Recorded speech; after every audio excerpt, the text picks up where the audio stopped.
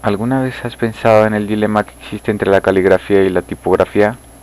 En este video te enseñaré algunos aspectos que nos darán pistas para construir nuestras propias respuestas. Para ello empezaremos con un poco de historia.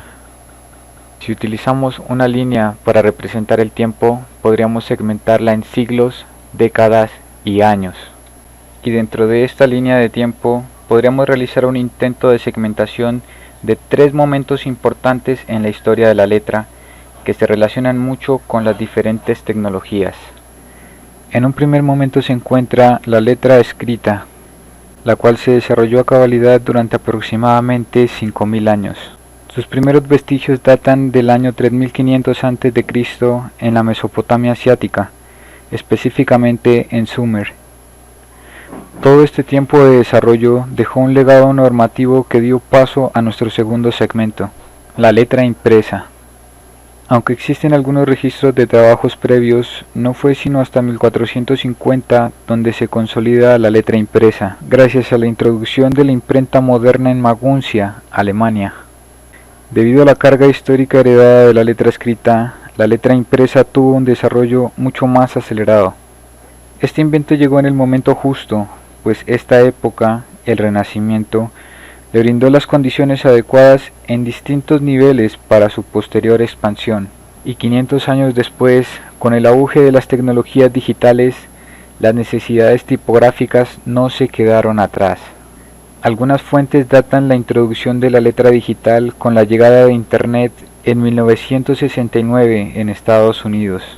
Para ese entonces a Internet se le denominaba ARPANET. Inicialmente fue un proyecto de uso científico y militar, y a principios de los 90 Internet llegó a los hogares, donde creció la necesidad de crear tipografías para uso digital. Habiendo avanzado tan rápido en esta línea de tiempo, regresaremos un par de siglos para escudriñar un poco más en el pasado. Entendiendo que la caligrafía se conoce como el arte de escribir las letras de manera bella y correcta, y la tipografía como la destreza, el oficio y la industria de la elección y el uso de tipos para desarrollar una labor de impresión, podemos encontrar el primero de sus dilemas en uno de los inventos más importantes y revolucionarios en la historia de Occidente y que ya he mencionado anteriormente, la imprenta moderna. A menudo se habla de sus orígenes realizados por un inventor chino llamado Bi Shen, pero no fue sino hasta 1450, bajo la habilidad de las manos del alemán Johannes Gutenberg, que el mundo vio nacer la imprenta. Los hechos históricos relatan que inicialmente quiso esconder su invento al mundo, pero afortunadamente no lo logró. Estos primeros tipos móviles imitaban dos tipos de letra gótica conocidas como gótica textura y gótica bastarda, y en 1454 Gutenberg imprime una de sus más grandes obras, la Biblia de 42 líneas, en la cual sus tipos imitaban fielmente la letra de los copistas. Sus contemporáneos no lograron distinguir entre la caligrafía y la tipografía. Siguiendo este hilo histórico, hablaremos de las romanas, también conocidas como redondas. Tienen su origen en Venecia, Italia. De ahí nace el nombre de la primera categoría en algunas clasificaciones tipográficas, las venecianas. Este estilo, influenciado principalmente por la letra carolingia, se aparta totalmente del estilo gótico. Los primeros punzones de este tipo se le atribuyen a Nicolas Jenson, y en 1469 se imprime el primer libro en Venecia, editado por el alemán Johann de Spira. El estilo antiguo veneciano morfológicamente se caracteriza por manejar un contraste medio alto en sus finos y gruesos. La barra de la letra E es oblicua, al igual que el eje de modulación. Sus banderas también presentan un trazo oblicuo. Tiene sus serifas cóncavas por sus reminiscencias caligráficas, y la altura de las mayúsculas es igual a la altura de las ascendentes. Luego aparece otra categoría tipográfica, la cual conocemos actualmente con el nombre de garaldas, debido a sus dos grandes protagonistas, el francés Claude Garamond, considerado en ser el primer tipógrafo como tal, y Aldo Manuzio, considerado como el más grande impresor de todos los tiempos. Este estilo se caracteriza por su contraste un tanto más marcado respecto al contraste de las venecianas. La panza de la letra P mayúscula no cierra totalmente, pero esto es una característica singular de la Garamond. La barra de la letra E es casi totalmente horizontal y más alta. Algunas de sus banderas presentan trazos horizontales. Su eje de modulación se presenta totalmente vertical en algunas letras con trazos curvos. Sus serifas son un poco más alargadas y menos cóncavas, y la altura de las mayúsculas es ligeramente menor que la de las ascendentes. Nuestra siguiente estación temporal nos ubica a comienzos del siglo XVIII. En 1692, en Halesowen, Inglaterra, nace William Caslon I, grabador, punzonista y diseñador de tipos. Uno de sus aportes más importantes al mundo tipográfico tiene lugar en el año 1734, donde él, junto con su hijo, presentan una hoja de muestras con 52 versiones de su más célebre tipografía, la Caslon.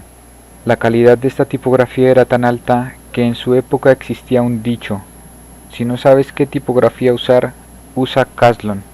William Caslon I junto a John Baskerville se les considera los progenitores de las tipografías transicionales.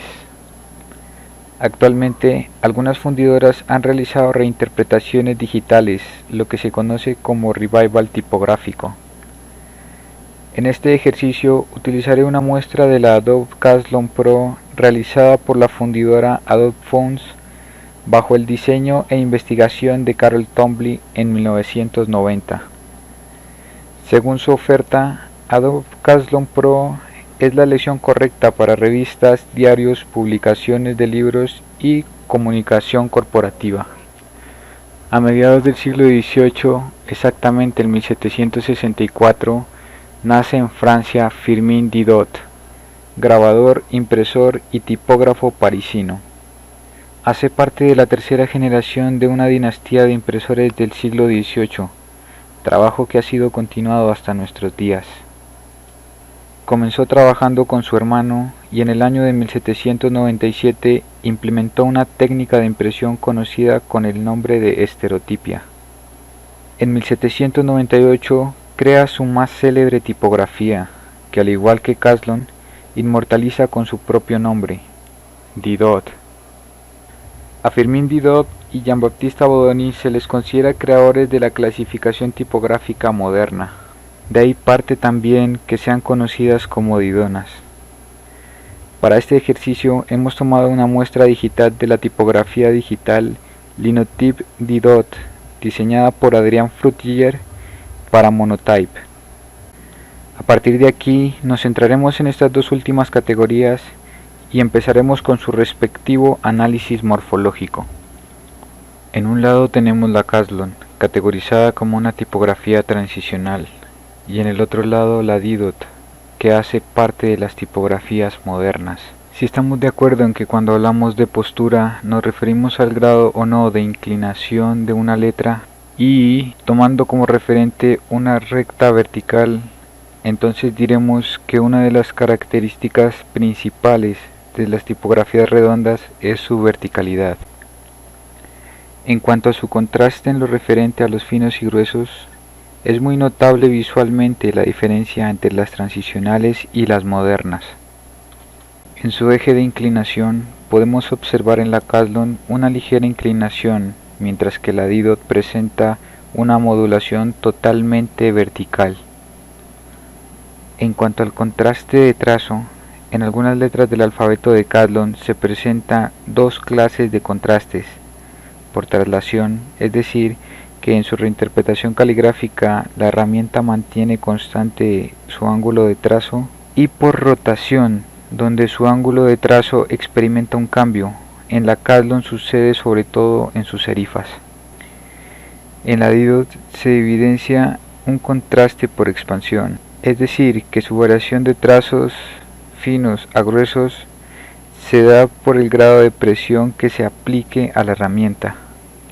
Sus alturas son similares. Las cartelas de Caslon están suavizadas, caso contrario a las de la Didot. Los anchos de sus astas presentan una leve diferencia.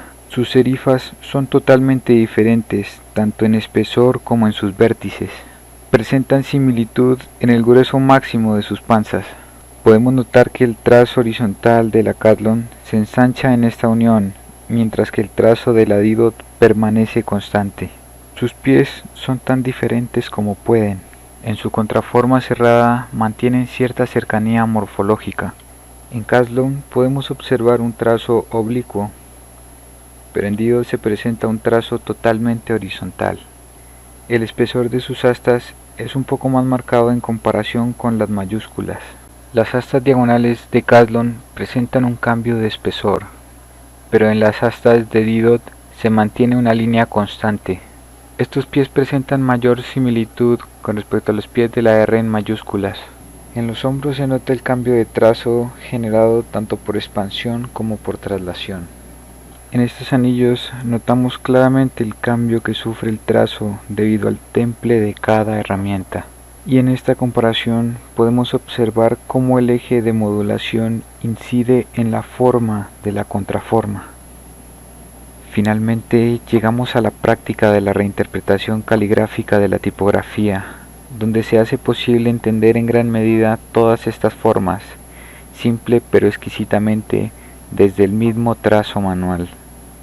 En realidad, esta es la parte que más disfruto de todo el trabajo, y finalmente es aquí donde encontré la respuesta al dilema que existe entre la caligrafía y la tipografía.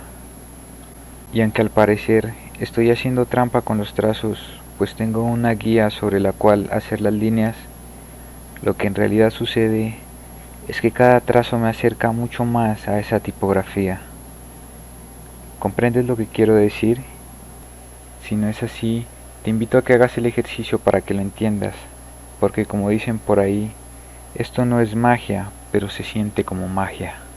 Ya para terminar esta práctica, analizaremos los resultados de este proceso. Cursus y ductus. Cursus, entendido como el camino que recorre el elemento escritor sobre un soporte que posee relación directa con la estructura tipográfica. Ductus, entendido como el número de trazos, velocidad, orden de sucesión, sentido de trazos y ángulo de escritura. En esta viñeta se evidencia el contraste por rotación que se da en algunas letras de la Catlon, y aquí podemos notar las diferencias tipográficas y caligráficas que se dan en la construcción de una letra. Aquí, por ejemplo, podemos notar que esas diferencias se dan en las serifas, el punto de la I y en la gota de la A. Finalizaremos esta práctica reinterpretando caligráficamente la misma palabra con la tipografía Didot. Cabe señalar que el contraste por expansión se produce mejor con una pluma inglesa, pero debido a que aún no la tengo, he tenido que utilizar un pincel plano. Las posibilidades del pincel plano pueden ser limitantes a la hora de reinterpretar esta clase de tipografías. Finalmente, este fue el resultado. Cursus y ductus, contraste por expansión, donde señalo las partes con más alto contraste, y las diferencias caligráficas tipográficas desde el pincel de pluma chata.